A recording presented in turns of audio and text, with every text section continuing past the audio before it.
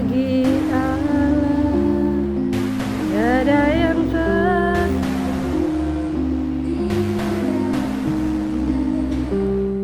Dia ciptakan seturut gambarnya, sungguh terlalu indah kau bagi dia. Dia berikan kasihnya bagi kita. Dia katakan segala-galanya. Dia di sampingku tebus dosa kita. Karena hidupmu sangatlah berharga. Bulu yang terkulai takkan dipatahkannya. Dia akan jadikan terang untuk kemuliaannya.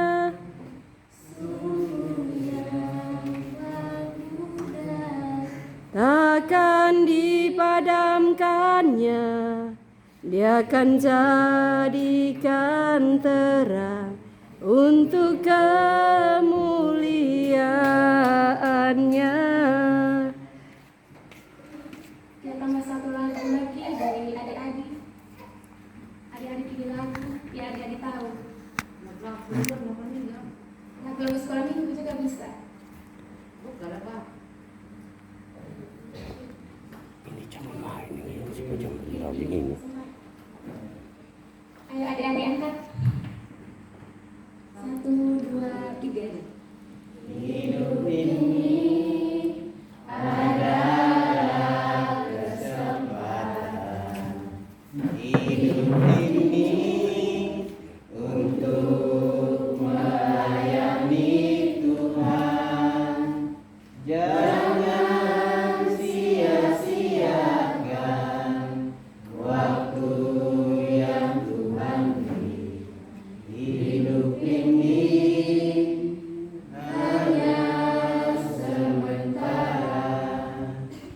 Oh Tuhan, pakailah hidupku selagi aku masih kuat. Bila saatnya nanti ku tak berdaya lagi, hidup ini sudah jadi berkat. Jadi baik adik-adik sekalian, sebelum kita memulai rangkaian pembelajaran kita, mari terlebih dahulu kita minta pertolongan dari Tuhan. Kita berdoa. Bapa kami yang baik, kembali lagi kami mengucap syukur hadapan hadirat Mulia Bapa. Kami begitu besar kasih dan cinta yang tidak pernah berkesudahan di sepanjang kehidupan kami. Bapa di surga, pada saat ini kami memulai akan belajar mengajar kami tentang human trafficking atau perdagangan manusia. Kiranya Tuhan memberkati dari awal, pertengahan hingga pada akhirnya boleh berjalan dengan lancar sesuai dengan kehendak Tuhan. Bapa di surga, ini doa dan permohonan kami. Kami datang dan berdoa hanya kepada Bapa yang di surga. Amin. Jadi baik adik-adik sekalian, sebelum kita masuk dalam materi kita pada saat ini, saya menjelaskan dulu tujuan kita belajar tentang perdagangan manusia. Yang pertama itu, ini peserta katekisasi mengetahui pengertian perdagangan manusia. Yang kedua, peserta katekisasi dapat menjelaskan faktor penyebab terjadinya perdagangan manusia. Dan yang ketiga, untuk memahami pandangan gereja dan Alkitab tentang perdagangan manusia. Dan sebelum kita masuk dalam materi kita pada saat ini, mari kita melihat adik-adik, melihat seksama pada gambar yang tertera di kertas ini. Kakak menjelaskan apa itu human trafficking atau perdagangan manusia. Menurut pemahamannya adik-adik, apa itu perdagangan manusia?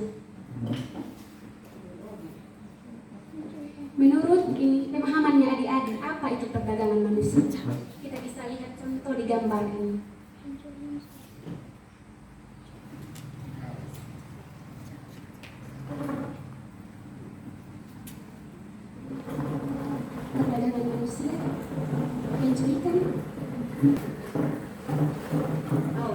Jadi baik adik-adik, saya akan menjelaskan pengertian perdagangan manusia. Perdagangan manusia itu atau human trafficking merupakan bentuk lain dari perbudakan manusia. Perdagangan manusia menjadi salah satu bentuk tindakan buruk. Perdagangan manusia adalah perekrutan, pemindahan, penyembunyian atau penerimaan orang melalui paksaan, penipuan, dan tujuan memanfaatkan mereka untuk mendapatkan keuntungan korban. Dalam kejahatan ini dapat berupa laki-laki maupun perempuan dari segala usia dan dari semua latar belakang. Jadi ini pelaku perdagangan manusia ini tidak memandang mau laki-laki atau perempuan, tetap dia melakukan kesempatan itu untuk memperoleh keuntungannya sendiri. Jadi baik adik-adik, dari penjelasan di atas maka perdagangan manusia merupakan kejahatan terhadap individu yang membahayakan bagi martabat manusia. Di era modern pada saat ini, perdagangan manusia merupakan bentuk lain dari manusia. Perdagangan manusia merupakan salah satu bentuk tindakan buruk pengeberian harkat dan martabat manusia. Jadi walaupun di sini kita belum mengalami tentang human trafficking atau perdagangan manusia, kita perlu untuk belajar dari awal. Jika nanti kita menghadapi atau ada begitu, kita bisa mencegah atau bisa menolak jika ada pelaku-pelaku perdagangan manusia yang datang membujuk kita untuk ikut dengan mereka demi keuntungan mereka sendiri. Jadi kita bisa atasi karena lewat ini materi kita pada saat ini. Jadi baik teman-teman, dari pengertian tentang perdagangan manusia atau human trafficking ini, kita dapat melihat faktor penyebab terjadinya perdagangan manusia. Yang pertama itu faktor ekonomi. Faktor ekonomi menjadi salah satu penyebab tindakan kejahatan perdagangan manusia. Kondisi kemiskinan dan mempersulitnya mendapat pekerjaan karena jumlah pelamar kerja masih besar dibandingkan jumlah penyedia tenaga kerja atau kebutuhan tenaga kerja. Adik-adik sekalian, dari faktor kehidupan kita yang tidak memungkinkan begitu, kita tidak sanggup ini kekurangan dalam kehidupan kita, macam kekurangan uang dan kita tidak mampu untuk hidup tanpa uang, maka dari situ mendorong kita jika ada yang membujuk kita untuk melakukan hal itu atau mengikut ini perintah mereka, jika mereka ajak kita kerja itu tanpa kita mengetahui pekerjaan apa yang mereka ajukan. Dari faktor ekonomi ini bisa juga mendorong kita untuk terjebak dalam dunia mereka. Hal ini juga membuat kita gampang tergiur oleh ajakan seseorang untuk bekerja di luar negeri tanpa kita bertanya bahwa pekerjaan apa yang kita harus kerjakan di sana. Jadi baik teman-teman, kita sebagai jemaat atau sebagai orang yang percaya kepada Tuhan, kita perlu memiliki pendidikan yang tinggi agar kita mengetahui dan memahami jika ada pelaku-pelaku yang datang membujuk kita, kita bisa berpikir begitu bahwa kita harus mencari tahu dulu apa tujuan mereka untuk mengajak kita. Kita jangan segampang untuk tergiur. Memang di sini tidak terlalu ada yang begitu, tetapi kita juga harus berhati-hati atau kita perlu juga untuk mengetahui dari sekarang. Jadi baik adik-adik sekalian, yang kedua kemiskinan dan keterampilan rendah. Ini tidak beda jauh dengan faktor ekonomi tadi. Faktor kemiskinan dan keterampilan rendah telah menjadi faktor pendorong juga bagi warga Indonesia yang ingin mengadu nasib menjadi tenaga kerja Indonesia. Dari sama juga tidak beda jauh dengan penjelasan saya tadi bahwa ketika kita mengalami kemiskinan, kekurangan dalam segala hal, jika ada orang yang ajak kita langsung terkadang kita tidak berpikir panjang, bahwa pekerjaan apa yang kita harus lakukan, tetapi kita langsung mengikuti. Dia bilang kalau ikut saya bekerja di sana, contohnya ikut saya bekerja di sana itu tidak perlu harus sekolah tinggi, cukup dengan ijazah SMP atau ijazah SMA saja sudah dapat pekerjaan yang bagus, atau tidak kita sudah dapat ini gajian atau uang yang banyak. Dengan kata itu, ketika kita tidak berpikir panjang atau tidak menanyakan pekerjaan apa yang kita lakukan, kita tergampang tergiur itu, kita akan jatuh di sana. Jadi perlu adik-adik untuk jika ada seorang seperti itu, kita menanyakan dulu apa tujuan mereka sehingga kita tidak terjebak dengan penipuan yang mereka lakukan. Dan yang ketiga itu ketidaksetaraan gender. Adanya ketidaksetaraan gender antara laki-laki dan perempuan yang membuat perempuan terpojok dan terjebak pada persoalan perdagangan orang. Lewat ini juga, perempuan yang mengalami kekerasan atau siapapun laki-laki perempuan yang biasa mengalami kekerasan dalam kehidupannya, ini juga membuat dia merasa bahwa dia tidak tenang jika ada di lingkungannya sendiri. Dia itu untuk pergi bekerja keluar dan cepat ini tergiur apa yang lihat dari penipuan korban trafficking ini. Lewat ini juga kita bisa terjebak dalam dunia mereka. Dan yang terakhir, pengangguran. Faktor pengangguran juga merupakan salah satu penyebab kejahatan perdagangan manusia. Dengan ketersediaan lapangan pekerja yang tidak memadai, memaksa para pengangguran ini melakukan ke daerah lain yang dianggap potensial. Lewat pengangguran juga dapat mendorong kita untuk cepat tergiur dengan hal-hal seperti itu. Kita berpikir bahwa saya belum dapat pekerjaan, alangkah saya coba untuk mengikuti apa yang mereka lakukan. Apalagi kita sudah mendengar tidak perlu sekolah tinggi atau tidak perlu ini butuh ijazah, butuhnya ijazah SMP atau SMA saja. Dengan hal itu kita cepat tergiur karena kita belum dapat pekerjaan. Yang terakhir itu pendidikan rendah. Sama juga tidak beda jauh dengan yang saya jelaskan yang pertama. Rendahnya pendidikan di kalangan masyarakat, khususnya mereka yang mengalami kondisi kemiskinan, menjadi kesempatan bagi para pelaku untuk memperdayai korban. Pelaku menjanjikan pekerjaan tanpa harus memiliki tingkatan pendidikan yang tinggi, sehingga para korban mudah terbujuk. Tanpa mempertanyakan kelayakan pekerjaan yang akan didapat, ketika seorang memiliki tingkat pendidikan yang maksimal atau ilmu pengetahuan yang memadai, setidaknya mampu menolak ajakan seseorang yang menjanjikan pekerjaan dengan hasil yang besar tanpa bekerja keras.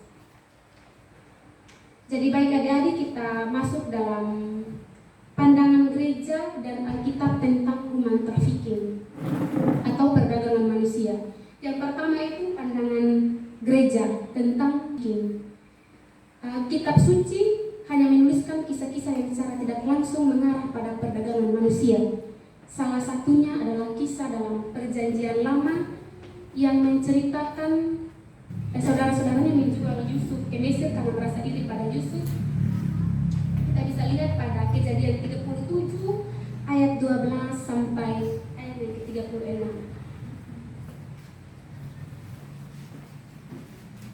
Kejadian 37 ayat 12 hingga ayatnya yang ke-36. Jadi baik adik-adik, kita tidak perlu membacakan, saya bisa merangkum isinya. Kejadian 37 ayat 17 sampai ayat 12 sampai 36 ini berkisah tentang Yusuf dijual kepada saudaranya di Mesir karena mereka merasa iri pada Yusuf yang mendapat perlakuan istimewa dari Yakub. Dan juga ada ayat lain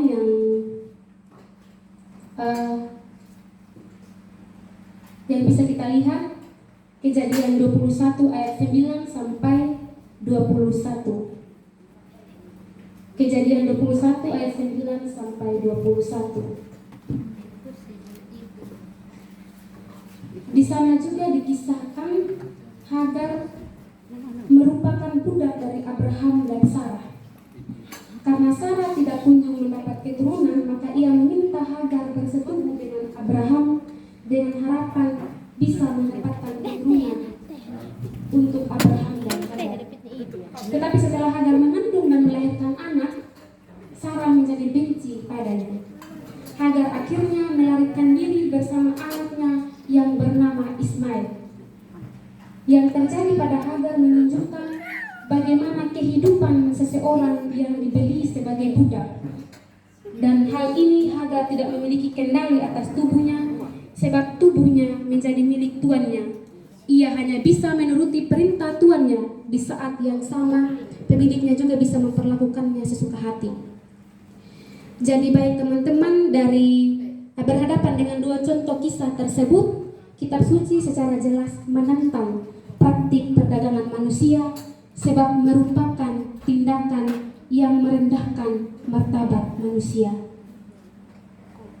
Dan yang berikutnya, pandangan Alkitab tentang human trafficking atau perdagangan manusia. Di sini Alkitab juga perdagangan manusia karena melanggar prinsip-prinsip moral dan kemanusiaan. Kita melihat seperti dalam Keluaran 21 ayat 16 dan 1 Timotius 1 ayat 10.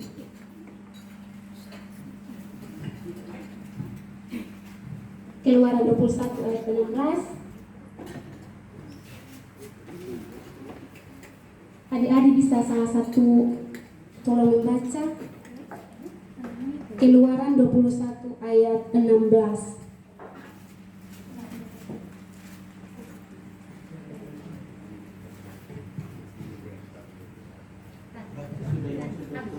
Adik salah satu bisa membaca Keluaran 21 ayat 16.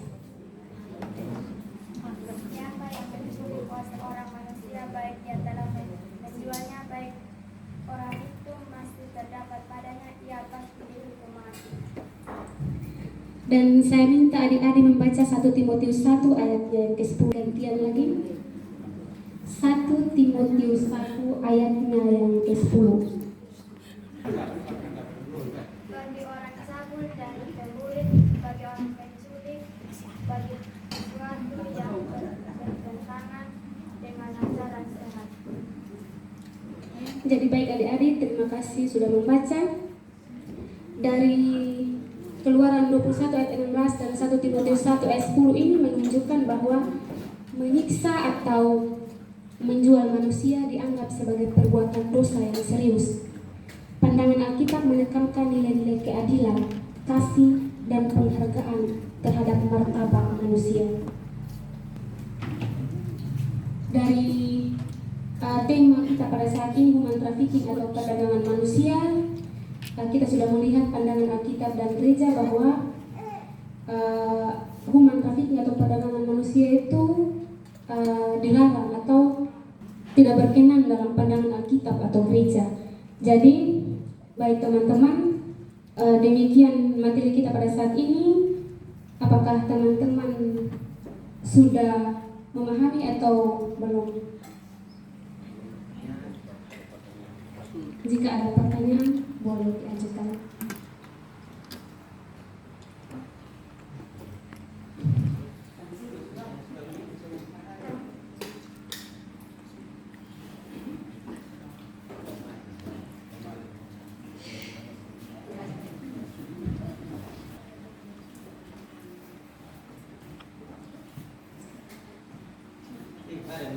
Jadi baik adik-adik ya, ini pada mengerti untuk arah bisa.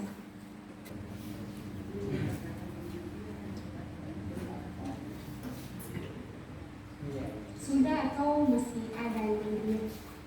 Arah sudah. Oke, jadi baik. Kalau adik-adik sudah mengerti ada materi pada saat ini, saya mau bertanya kepada adik-adik sekalian. Saya mau tes seberapa jauh pemahaman adik-adik. Kan adik-adik bilang tadi sudah mengerti. Jadi saya mau tanya, dari materi pada saat ini, apa yang adik-adik tahu tentang perdagangan manusia? Dari materi yang kita sudah pelajari, apa yang adik tahu tentang perdagangan manusia? Apa itu perdagangan manusia? Tadi saya sudah jelaskan dan saya beri kesempatan kita ada dulu pertanyaan. Adik bilang sudah mengerti.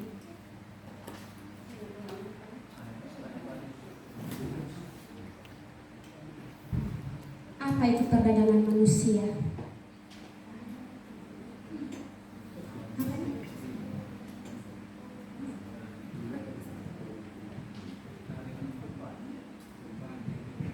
Karena mereka mau untung sendiri. Jawaban adik paling tepat, dan ada lagi mananya satu orang yang berani omong. Adik-adik yang lain bilangnya tadi sudah mengerti. Ayo sudah. Apa itu perdagangan manusia?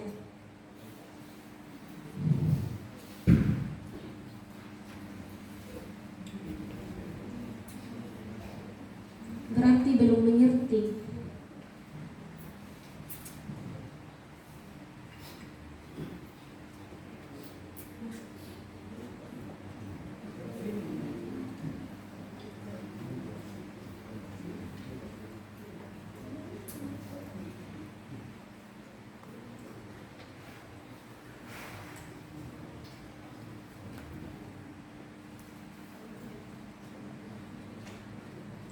Tidak ada lagi yang mau menjawab?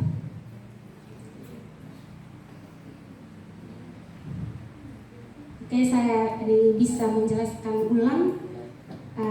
Perdagangan manusia itu adalah tindakan perekrutan, pengangkutan, penampungan, penggiringan, pemindahan atau pengiriman seseorang dengan ancaman kekerasan, penyekapan, pemalsuan, penyalahgunaan kekuasaan, atau bisa disingkat dengan perdagangan manusia itu adalah orang yang diperbudak gitu, atau tidak awalnya orang yang pelaku perdagangan ini yang mengajak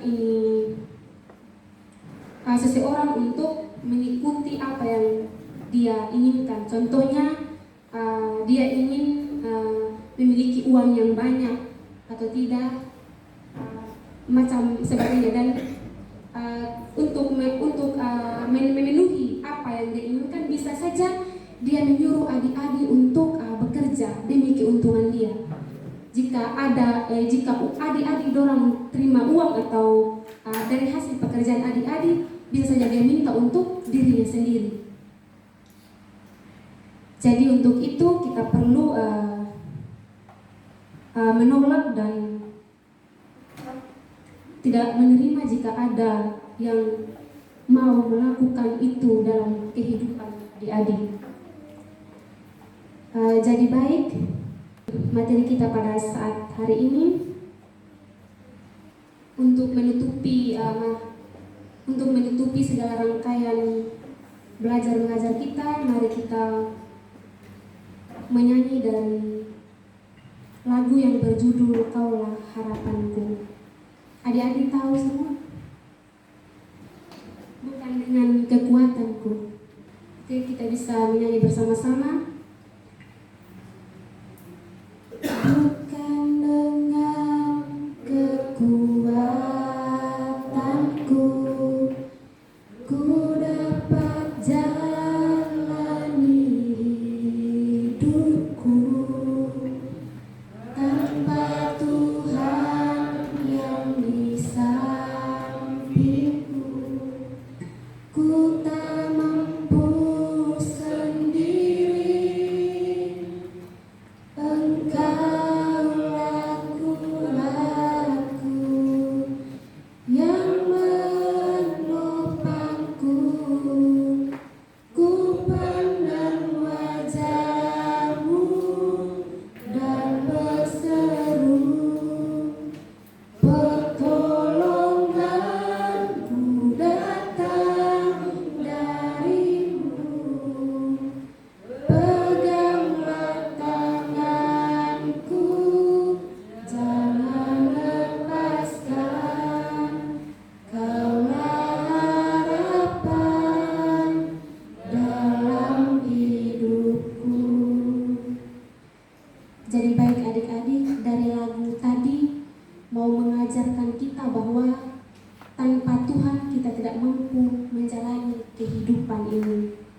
Lagu tersebut juga mengingatkan kita bahwa Tuhan adalah sumber kasih, perlindungan, dan harapan.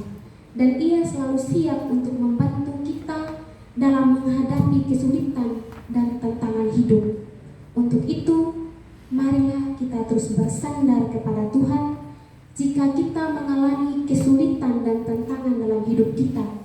Semuanya kita serahkan kepada Tuhan, karena Ia tidak akan pernah meninggalkan kita melalui masa-masa sulit yang kita hadapi. Demikian materi kita pada saat ini. Untuk menutupi, mari kita berdoa.